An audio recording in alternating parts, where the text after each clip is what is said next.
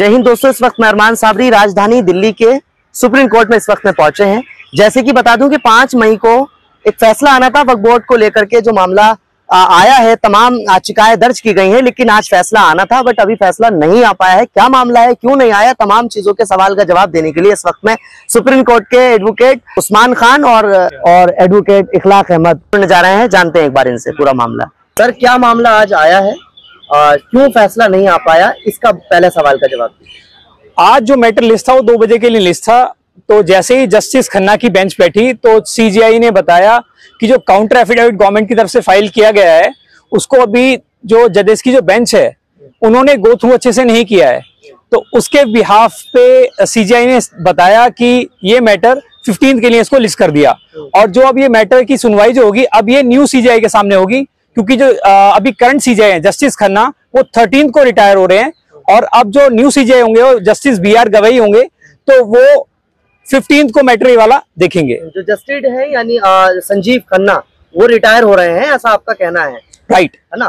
तो यानी अब जो ये तारीखें हैं, जो फैसला है वो आना है 15 तारीख को। राइट। तो क्या इस पे लगता है आपको, क्या फैसला आ पाएगा 15 तारीख को?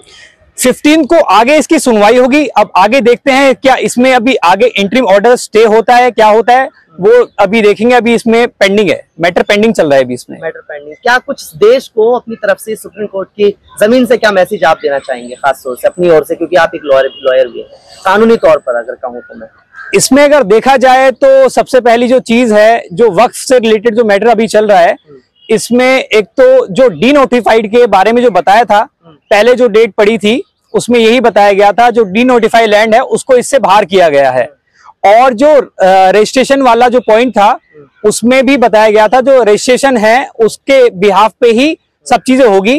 और थर्ड जो पॉइंट बताया था कि जो पावर है कलेक्टर की, उसको अभी पूरी तरह से कलेक्टर को नहीं दिया गया, उसको भी एक तरह से हम मान सकते हैं कि अभी उसको रोका गया है। यानी देशवासियों को, खास तौर से पूरे भारत को इंतजार करना चाहिए और इस संविधान के कानून का इंतजार करना चाहिए, ऐसा आपका कहना है? जी बिल्कुल, क्योंकि देश हमारा ये संविधान से चलता है, और इसके बिहाफ पे ही हम आगे जो भी अभी हमारा सुप्रीम कोर्ट का जजमेंट आएगा हम वेट करते हैं इसके लिए। चलिए, बहुत बहुत शुक्रिया वकील साहब आपका। आज जो मैटर लगे हुए थे 2 बजे की लिस्ट में लगे हुए थे मैटर, गवर्नमेंट की तरफ से काउंटर एफिडेविट फाइल हुई थी, तो उसको जस्टिस खन्ना की तरफ से गो थ्रू नहीं करी गई अब तक।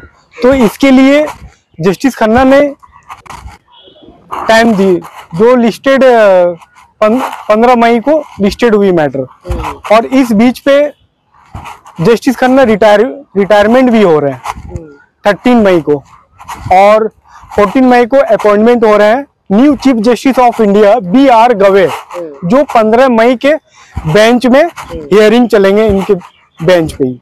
यानी जैसे उस्मान खान बताया और वैसे ही आप बता रहे हैं, यानी सेम टू यू वही है। बताने का मकसद भी आपका यही है कि अभी इंतजार करना चाहिए, जो मैसेज आएगा वो पूरे देश को आएगा। जरूर इस पे इंतजार करना चाहिए सभी देशवासियों को।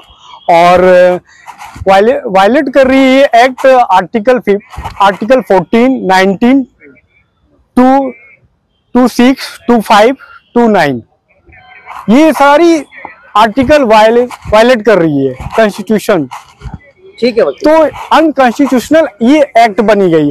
ऑलरेडी हमारी एक्ट बनी हुई है वक्फ बोर्ड एक्ट अमेंडमेंट, वक्फ बोर्ड एक्ट 1995, जो हमारी सारी क्राइटेरिया वक्फ बोर्ड को चलाने के लिए सारी क्राइटेरिया इस पे मेंशन है, कैसे उनको रजिस्ट्रेशन करने हैं, कैसे उनको किनको किसकी पावर है ना। और वक्फ प्रॉपर्टी आप समझ लो, एक नॉर्मल भाषा पे ये समझ सकते हो, अगर किसी मुस्लिम पर्सन जिसका कोई नहीं उसके खानदान में या उनके वंशज में या उनके, समझ लो उनके खानदान में और उनके फैमिली में कोई भी नहीं है, और वो मर जाते हैं, मरने के बाद वो प्रॉपर्टी वो वक्फ को चला जाता, ये ऑटोमेटिक रजिस्टर हो जाते, वक्फ प्रॉपर्टी हो जाते हैं। वकील साहब, आपने अपनी जुबान से बताया कि जो मुस्लिम कम्युनिटी के लोग हैं जिसका कोई नहीं बचता या उन पे कुछ ज्यादा प्रॉपर्टी होती है, तो वो वक्फ कर देते हैं, ऑटोमेटिक ट्रांसफर हो जाते हैं, एक तरह का माना जाए। कोई जरूरी नहीं कि हमें उसको जाकर के ट्रांसफर करने हैं, क्योंकि एक मुस्लिम ये मोहम्मद सल्लल्लाहु अलैहि वसल्लम के टाइम से ये है। ये तो फिर इस पर इतना बड़ा विवाद क्यों चल रहा है, इतना बड़ा सवाल क्यों खड़ा हो रहा है? जो गवर्नमेंट चाह रही, गवर्नमेंट ने कानून पास करवा करके ये अपनी ओर खींच करके ये कब्जे करने चाह रही गवर्नमेंट। मुस्लिमों की जितनी भी प्रॉपर्टियां हैं वक्फ की सारी कब्जे करने में लगे हैं ये गवर्नमेंट एक्ट ला करके, जो कि एक्ट लाने की कोई जरूरत ही नहीं है हमें।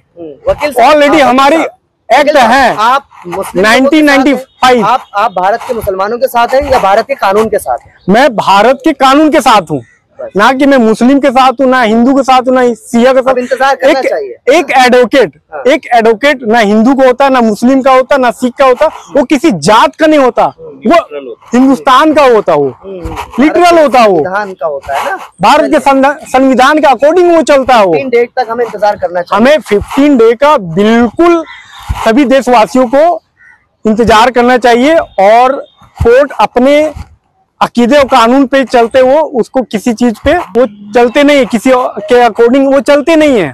रूल ऑफ लॉ के अकॉर्डिंग ही कोर्ट चलती है। ये संविधान, ठीक है, बिना संविधान के कोर्ट नहीं चलते हैं। जैसे एडवोकेट उस्मान खान, एडवोकेट इखलाक अहमद, सुप्रीम कोर्ट के तमाम ये दोनों एडवोकेट से बात हुई और कैमरा ऑफ में भी तमाम वकीलों से हमारी बात हुई थी, तो ऐसा ही कुछ मैसेज सबने दिया।